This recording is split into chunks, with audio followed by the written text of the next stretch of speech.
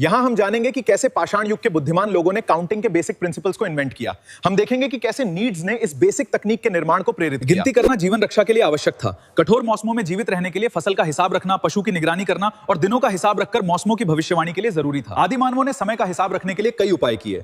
हड्डी पर बने निशानों से दर्शाए गए मून साइकिल का उपयोग फुल मून और नो मून के बीच के दिनों की गिनती करने के लिए किया जाता था। 10,000 साल पहले किसान की दुविधा की कल्पना कीजिए, जो अपनी गायों के झुंड की गिनती करना चाहता है पर बिना नंबर्स के। काउंटिंग की सबसे पहली टेक्निक 1-to-1 मैपिंग थी। एक वास्तविक वस्तु जैसे गाय को एक भौतिक चिन्ह जैसे छड़ी या कंकड़ से जोड़ना। 1-to-1 मैपिंग में दो समूह बनते हैं, झुंड और वस्तु।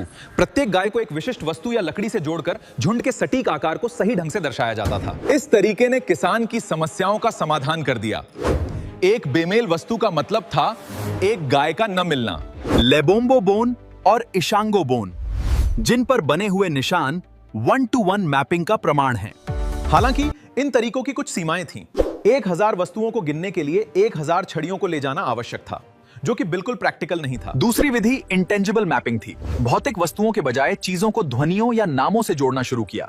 यहां से अल्फाबेट का विकास शुरू हुआ। हालांकि ध्वनियों का कोई भार नहीं होता, फिर भी उन्हें एक निश्चित क्रम में याद रखना आवश्यक है। सटीक क्रम के बिना ध्वनियां अर्थहीन होती हैं। इन पाषाण युग की तकनीकों को पढ़ने से समझ आता है कि कोई भी टेक्निक परफेक्ट नहीं थी। Need of measurement, 1-to-1 mapping और फिक्स सीक्वेंस की आवश्यकता, ये तीनों को मिलाकर पहली संख्या प्रणाली का निर्माण हुआ। संख्याएं कोई खोज नहीं है, वे आविष्कार हैं। पाषाण युग के मानवों ने एक ऐसा एल्गोरिदम बनाया जिसने मानवता को समय को समझने, व्यापार को संभालने और ब्रह्मांड को मापने में सक्षम बनाया।